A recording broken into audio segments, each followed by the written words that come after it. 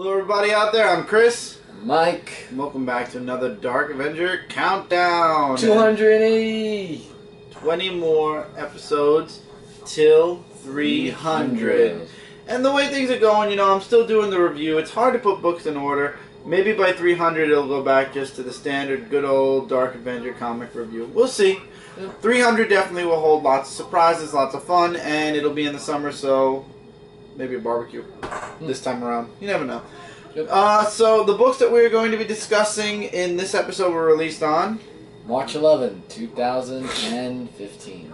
And again, apologies, this is a day late. We had a nice amount of books this week, and reading was a bit difficult for the weekend. Now, I have 3 books I read digitally. I'm going to mention those first. Again, this is why a countdown is no good when it comes to digital books and physical books. But I do have the comic book and some artwork to show, so yeah, you could go behind the camera when so they could see it because it's we're too far away. Yeah. Okay, so I'll do it now. All right. I read 3 digital books this week, and the first one I want to give an honorable mention to is The Amazing Spider-Man Special, issue number 1. Again, it's connected to 2 other specials that will be coming out. One is Inhumans. I forget what the third one is. And again, it's one of those things where if you don't buy the specials, it doesn't impact any of the series you're reading. It's just basically a story that's told through 3 different title specials. So I like the artwork in the book. I thought it was really nice amount of action. We'll see if I get the other 2, but again, that's why this is getting an honorable mention instead of an actual, full-fledged mention. Next is Howard the Duck, issue number 1. I had my reservations about getting this book. I wasn't sure I was going to get into it, and lo and behold, I kind of was right. I mean, Howard the Duck was an enjoyable read. I liked it. I'm sure fans of Howard the Duck will definitely like the book. For me, though, personally, I didn't find much interest in it. Spider-Man guest starred, Black Cat guest starred, and then we got to see Rocket Raccoon at the end of the issue. But again, not really my type of book. It was a really good read. I might read issue 2 digitally, just to give the series, a little bit of an extra try, because it did hold my interest. I did read the book from beginning to end. Usually if a book bores me enough, I stop reading halfway through and I just say I'm done with it. So this book definitely held me all the way through to the end, so that's why I'll give maybe issue 2 another digital try. And then finally, we have Nova Annual number 1, I believe. This was an excellent issue. Reason I got this digitally was, as always, physical copy money is tight. This was a great issue. You have Nova, you got Sam, and Doc Green traveling into space to fix Nova's helmet, and lo and behold, Doc Green is actually the smartest man on the planet, and he is able to do it. I like the moments between Doc Green and Sam. You can sit back down now that you showed the artwork and everything. We're good. I like the story. It definitely was a really great read.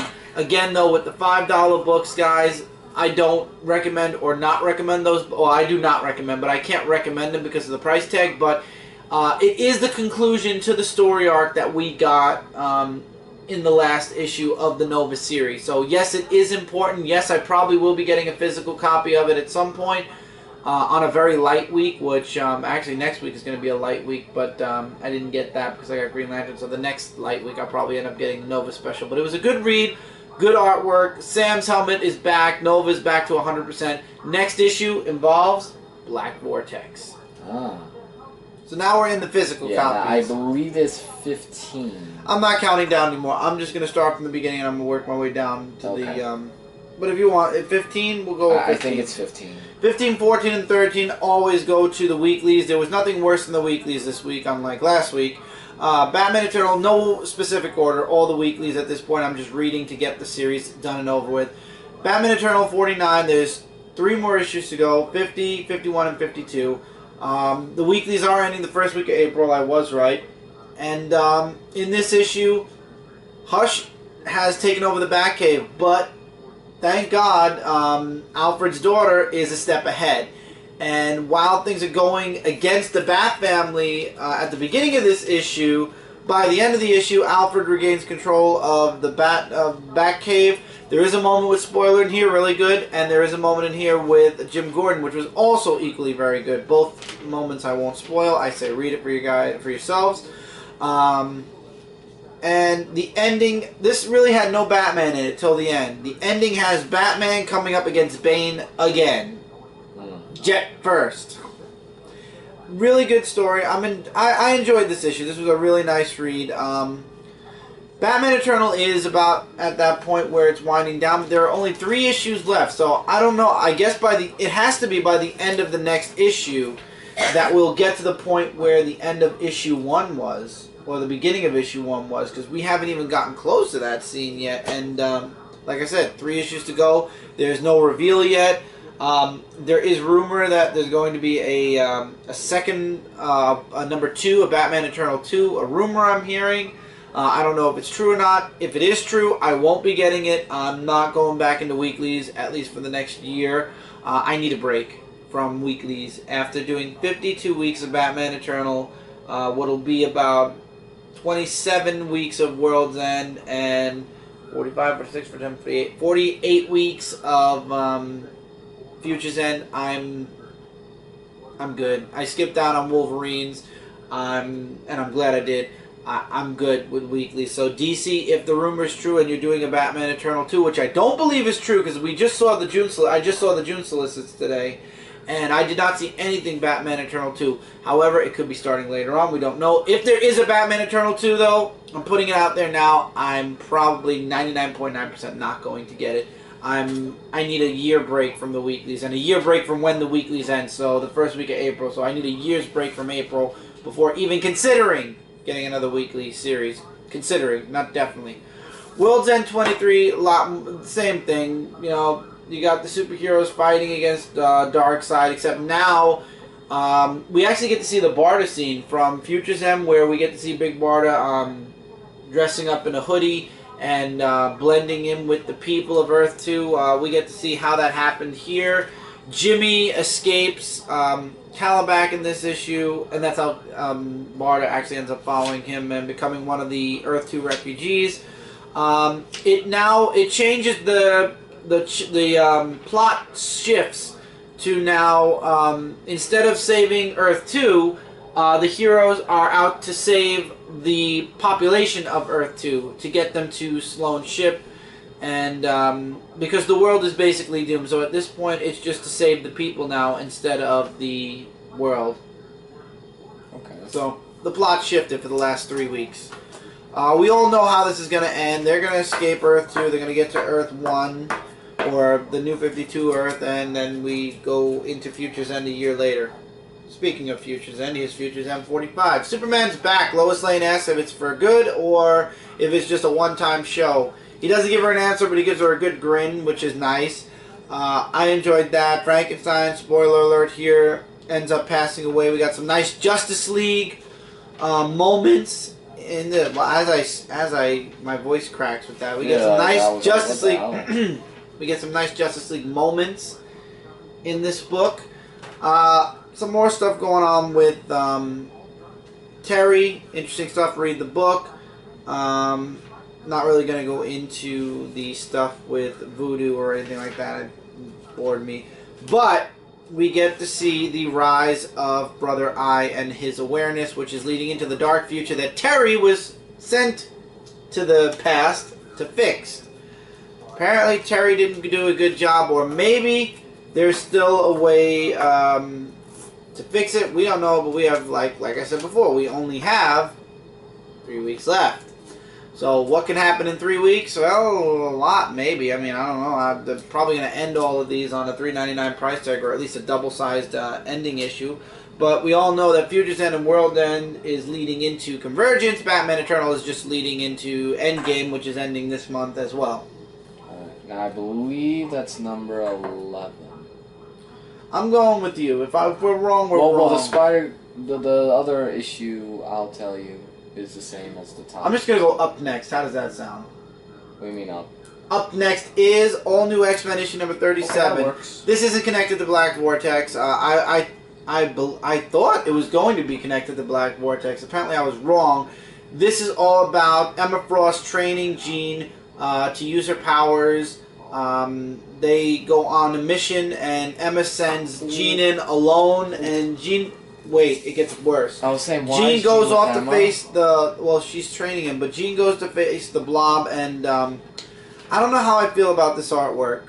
It looks a little... It looks watered down. I mean, I'm sure the artist used watercolors. I'm not feeling the artwork. That took me out of the book a little bit, and the ending was a nice moment with Emma and Jean. A little bit. We find out, spoiler alert, also sort of. Emma's slowly getting her powers back, her psychic abilities back. What she lost during X-Men versus Avengers, Avengers versus X-Men. And it was a nice issue, but again, I'm waiting for the connection with Black Vortex. At this point, it was just I feel like this was just a one-issue kind of transition issue. Captain Marvel issue 13, the part 2 of 2. Captain Marvel, basically, long story short, ends up saving Tick and Chewie, and Tick decides, okay, I'm done with these, I forgot what they were called now, half-seas, and she decides, she steals a ship, and she decides she's going to captain this ship along with Chewie to take out the rest of the half-seas. I like this one page here where it kind of goes back and it covers all the stuff that's gone on in the past 13 issues of Captain Marvel, kind of like a recap with pictures. Haven't they done recaps enough already in Captain Marvel? I feel like they did. Oh, I'm sorry. Let me correct myself. Chewie goes with Captain Marvel, does not stay with Tick. That was my mistake. I made a mistake. I just noticed that the Cap follows Cap. But Tick does stay behind finally, so now it's just Captain Marvel and Chewie. However, the next issue of Captain Marvel is connecting to also Black Vortex. So the reason I put Captain Marvel and all new X-Men one right after the other is because these are just, well, this was a two-part story arc, but this is just a one-part story arc. Both of them are just, I believe, transition story arcs that lead into the Black Vortex. Same thing with Nova. The annual was basically an ending to one story arc and a beginning to Black Vortex. So anything that's connected to Black Vortex is sort of finding its way into connecting with Black Vortex. I'm sure that Cyclops will do the same thing. Next issue is Fantastic Four, issue number 644. Sleepwalker goes into Franklin's dream world. You got Mr. Fantastic facing off against the Quiet Man. You got the Avengers and Ben Grimm fighting against the darker version of the Avengers. You got lots of action going on in here, lots of important dialogue going on in here. But mostly this book is action, and the Wizard shows up with the Frightful Four. We don't know what they're there for, but I have a very strong feeling that they're there to help the Avengers more than to fight them, but we won't find out till next time. I will say this, though, somebody else has taken over Franklin's world, and that person I'm not going to spoil here, but it's going to lead into the last issue of Fantastic Four. Fantastic Four is ending on 645. I can understand the break Marvel wants to take with Fantastic Four, especially with this movie coming out. Nobody's looking forward to it whatsoever. Even the people who like bad movies are kind of starting to cringe at the date getting closer and closer. So I hope that they pull the movie last minute. Just decide, you know what, we're going to cut our losses and just not, but there will be people that go to watch it, and I just pray to God that there won't be a sequel, but I have a feeling there's already a sequel in the making before they even get this movie out. I love this cover, and Yeah, I can look for the number of the issue now. It should be right 40. here. 40, thank you. Yeah, they did that with my other book, too. I was looking, and I didn't... They do that. I love this cover. Superman Action Comics, issue number 40. This is a Bill and Ted's Awesome Adventure Yeah, I was looking. I remember from the indie review we did previously. And I like the movie covers for this month. I was going to get Detective Comics because it reminded me of Matrix, but I ended up not. For a cover, I wasn't going to. No, Bill and Ted is definitely something. I like how it's Superman, Doomsday, and then you got the Reign of the Superman in here. Now, what is this book? This book is basically just like the Marvel books. It's a standalone story. This should have actually happened before the Smallville story arc, because this happens right after Superman Doomed. It's Superman traveling through space and time, and he ends up landing on Bizarro World. And basically what happened to Superman with Doomsday happens to Bizarro. And Bizarro becomes Doomzarro after he kills the Doomsday Bizarro, or Bizarro Doomsday, or whatever. And it's an opposite effect. This is, if you know Bizarro, if you're a fan of Superman and you know Bizarro, this book is basically upside down. Everything you'd expect in the normal world is opposite in this world. What the hell? And it basically ends with the teaser of don't miss the all-new Bizarro book in June. So this is basically two things. It's the final issue before Convergence, so they just wanted to do something for issue 40. And it's also a small advertisement for the Bizarro miniseries that's coming out with the whole June. Doomsday thing going on and everything. It's becoming no, he's not. No, he broke free of the Doomsday virus. Oh, because it's like a Doomsday evolution. No, he broke free. So this is basically, like I said, an advertisement for the miniseries in June and a transition story. That basically after this issue, Superman's going to be going on a completely different path starting June. We're going to have that Truth series. We're going to have a new costume again. I feel like DC's losing their continuity, whereas Marvel's trying to put too much of their continuity together. It's going to be a crazy ride. It's going to be a very interesting ride for the next couple of months. And, yeah. Smallville Continuity Issue 4, the grand finale of Smallville Season 11, the grand finale of Smallville as a comic book, at all, anything. This is the end of Smallville. And I'm sad to see the series go, believe me when I say this. But this issue was really good. The chaos is over, so in this issue, it's basically just cleaning up after the fight with the Monitors. Clark imprisons them. You have a Nightwing becoming a Blue Lantern full-time, but she introduces Bruce to a friend, Dick Grayson. So there's your new Robin. You got a statue of the Justice League that's erected in Metropolis. You got, like they say, Lex Luthor vying for the presidency. We all knew that was coming because that's what the future held. You got Tess, who gets like a bodysuit now, so she can look normal because she's Red Tornado. Oh, and apparently her and, what's his name, are getting a little close. Emil. Her and Emil are getting pretty close. And we finally we get Watchtower on the moon.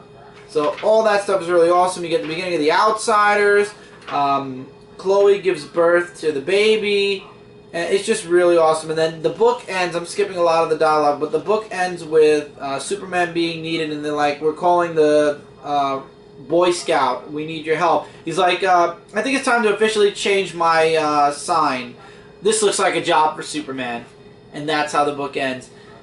I loved how Smallville ended. Smallville ended really well. This was a great expansion to the Smallville franchise. And it ended with Superman just finally becoming Superman. That's it. You know, from here on, if they did continue Smallville, I wouldn't see a reason for seasons anymore. I would just call the series Smallville and continue forward as Superman. But again, it's Superman now. Now it's officially Superman. There's no more connection to Smallville whatsoever. So I can understand the writers when they say this is it. There's nowhere to go from here. Because I feel like now any ties that were left between Season 10 and the book version of Season 11, those ties to Smallville are now severed. He is Superman full on now. Like fully. So I mean, you can consider a Smallville series, but I don't see a reason to season off Season 11 anymore. Go on to a Season 12. I would definitely say just go on with an ongoing series. No need to push for Season 12 or anything. But I don't think that's happening. Apparently this is it. You know, sales weren't good. Whatever. Next up is Superior Iron Man issue number 6. Basically, Tony Stark wants to take over the media. He wants to buy all media so that nobody can say anything bad about him, and he's basically got the heart and soul of everything. And he gets beat there by Pepper. And Pepper actually buys, I believe, 80%. This is skipping a lot of dialogue and a lot of crazy desk thrown out of office moments. And basically, Pepper owns, how much was it? 54% of the companies now. So Stark gets beat out by now called Resilient. And Pepper and the Iron Man suit, we don't know who's in the suit yet. It gets revealed at the end of this issue, and I'm not spoiling that. But we did say something on Comic Frontline Live. If you want to go back, I don't know how many episodes ago it was, but we did have a prediction. We had several predictions, and one of those predictions was true. So Pepper basically brings Tony to Resilient, and it's all a trap to get him to face off against the Iron Man suit. And after the Iron Man suit incapacitates Teen Abomination, I'm not turning the page, guys, because the last page is the big reveal. What? I'm happy because it looks like finally somebody's going to wake Tony Stark up in this book. This was excellent writing by Tom Taylor. I love this issue. This issue was spectacular. I would have put it before the next set of books, but I figured those are all connected, so I would put this before them. Again, this is why Countdown is no good for me, because I like to group my books together. If not in company order, then at least in their series order. Alright, next up we got SpiderGwen issue number 2. Apparently, Gwen hit her head so hard that now she's hallucinating and she's seeing Spider-Ham. This is Marvel. If this is Marvel's cheeky way to stick Spider-Ham in a book, a Spider book, I would have waited for Spider-Verse, man. This wasn't good. So, Gwen survived the fall, obviously, but now she's seeing Spider-Ham everywhere. And I don't know, the father finds her phone. He's saying that Gwen's getting sloppy. You got Frank Castle and Jean DeWolf. That's Frank Castle? Yeah, that's Frank Castle in Gwen's universe. What the hell? Oh, it gets better. Matt Murdock is actually working for the Kingpin in this universe. See what now? Yep. Frank wants to knock out the Kingpin, but you got Matt Murdock who's working with the Kingpin, and the Kingpin is not happy that Vulture possibly killed Spider-Woman. Again, Vulture. Yes, but it's not really that deep this time. But Vulture believes he didn't kill her, that she survived somehow, and Matt believes him, but he wants proof. He wants Vulture to bring Spider-Woman to him, and obviously he'll send him the Kingpin. The Mary Jane's part, I really don't like the Mary Janes. I'm going to be straight out honest with you guys. The Gwen part's really good, and I like how, even though he's a figment of her imagination, I like how he's like, you know, you need to stop trying to, what was it? I'm trying to find where he said it exactly. Oh, yeah, she has to stop running from the truth and start, you know, facing facts. And at the end of the issue, those facing facts are basically facing her father.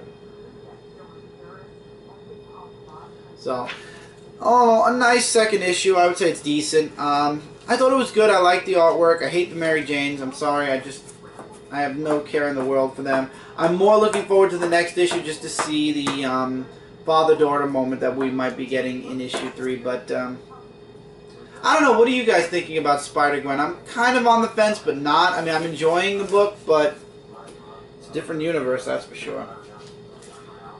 Amazing Spider-Man issue number 16. Spidey's fighting this lizard thing.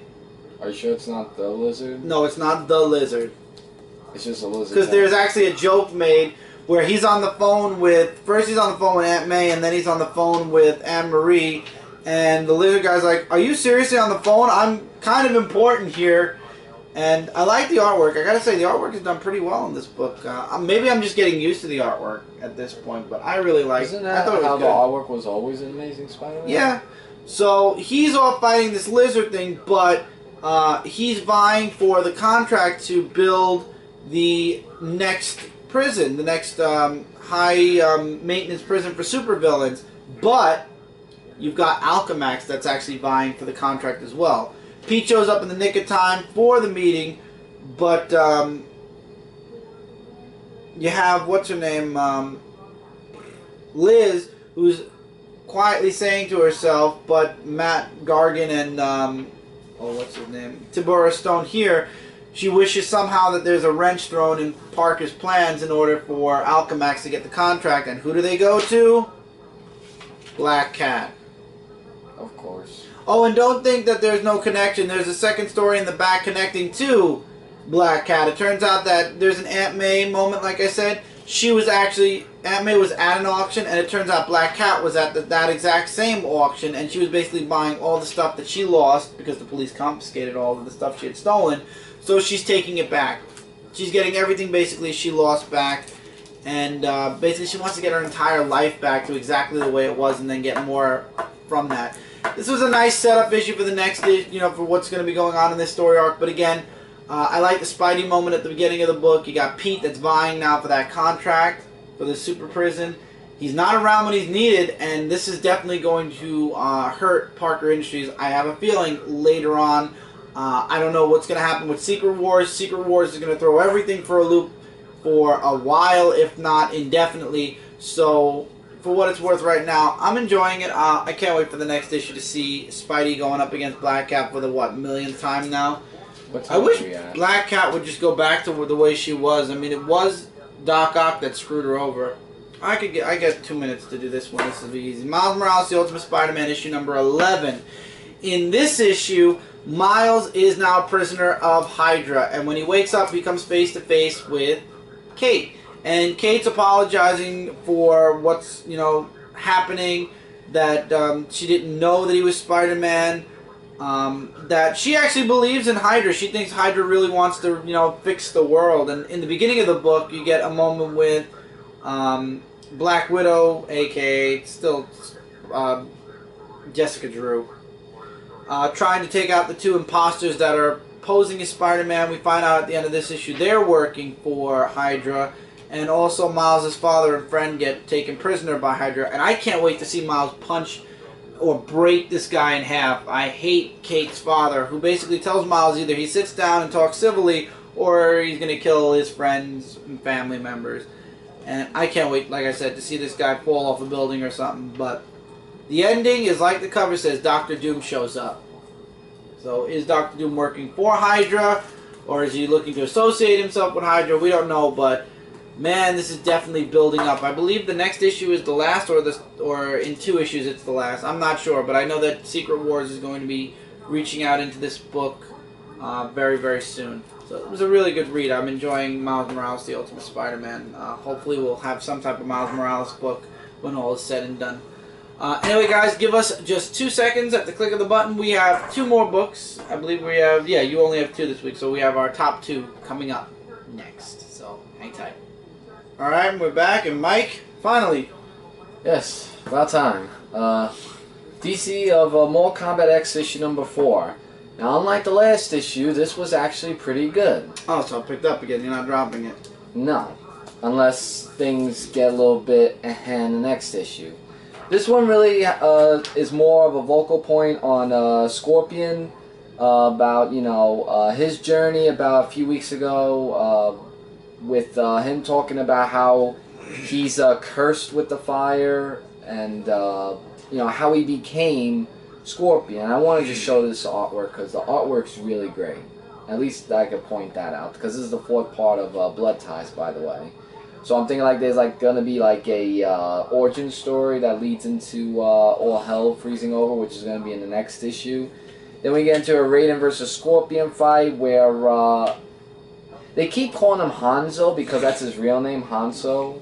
So, we have that and his student who's actually helping him, Takeda.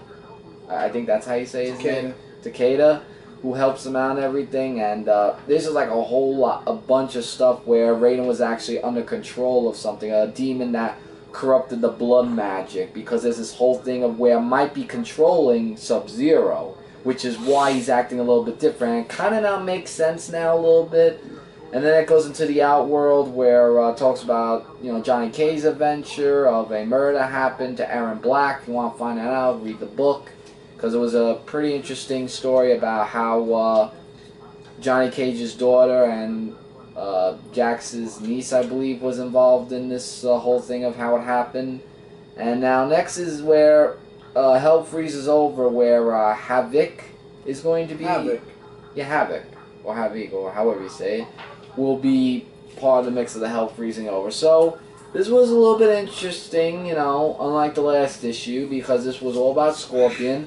But if things go a little bit on the boring side, then I'm going to drop it. Well, Mortal Kombat X is coming out, the game, next month. Well, the game I'm looking forward to as well, so we'll see how the next issue goes. Alright, the last Spider book, Spider-Man 2099, issue number 10.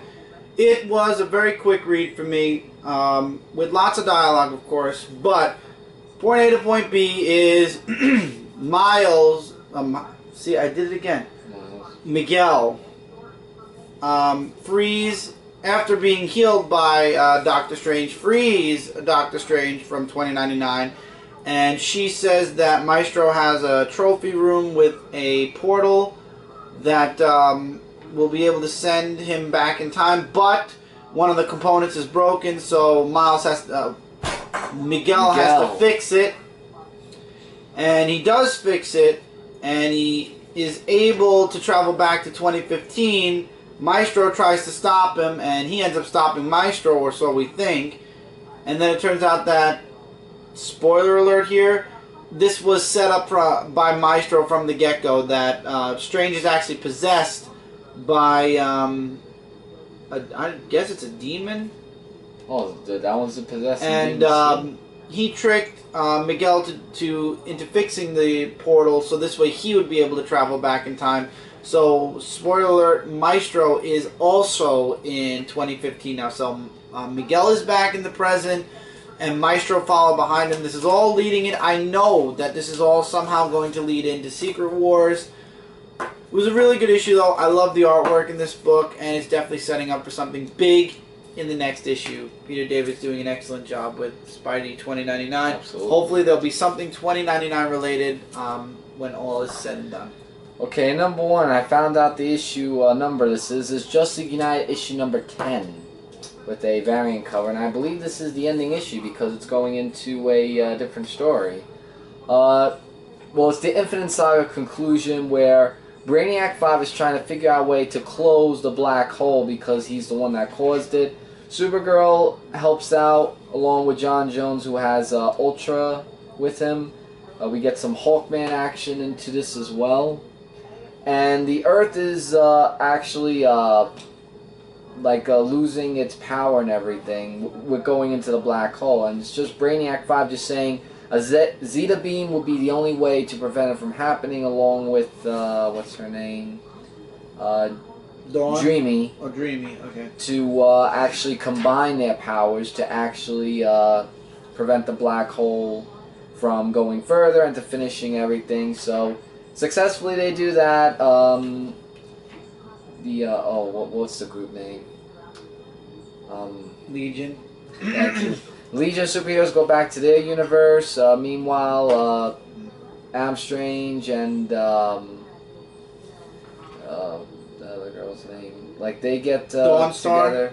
I think Dawnstar. Yeah, like they get together again. So there's no teleporting thing that's happening, and they just go their separate ways. But there's a little bit of a twist in the end that could mean that it could mean something else for, I believe, in the next Justice League comic book. And by the way, there is a Did you show this part? Yeah, I mentioned it. Yeah, there's a Convergence countdown as well, which is going to be all of April, as well as the That's in all the DC books this week. Well, yeah, I just want to show that part because it deserves the honorable mention of that. So it was really interesting. I really enjoyed reading this, and I'll be seeing what other Justice League book I could pick up and see how that goes. Jeff Lemire did an amazing job with writing that book. Alright, final book for me is Star Wars issue number 3. Luke is running now from Vader. You got Leia and Han still in the walker, and they are basically the target. Chewie is alive. We all knew that he couldn't be dead.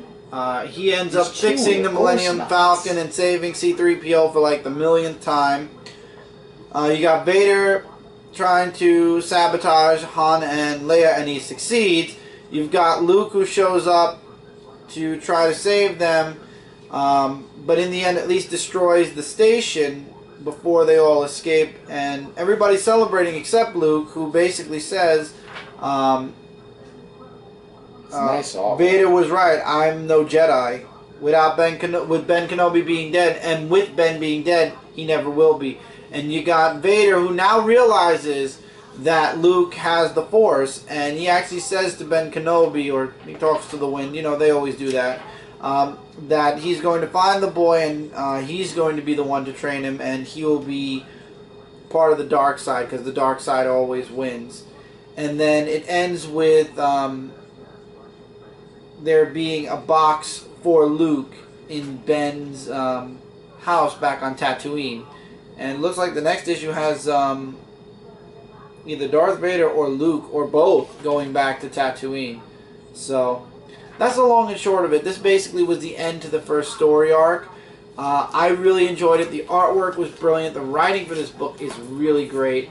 I loved it. I definitely would recommend Star Wars. All three of the first issues were really good. It was a very quick read. This issue, though, I feel like it really rushed to finish, or at least that's how it was. Maybe they ran out of, you know, the ending. I feel like I read through this book pretty quickly, but again, it's just really written so well. The dialogue, the characters are so spot on, and you got Vader now looking to chase after Luke and to take Luke and bring him to the dark side.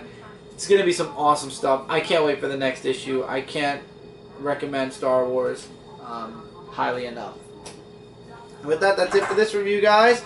So, as always, don't forget to check out comic-related Comic Frontline Zone 4 podcast and Frontline Gaming Zone. Together, we are your #1 source for comic-related news, reviews, and a whole bunch more. Feel free to comment below your thoughts on any of the books we talked about here, recommendations, agree or disagree with anything we have to say here. And until next time, everybody, take care, keep reading, keep collecting, and we'll see you guys in the next review. Later, everybody.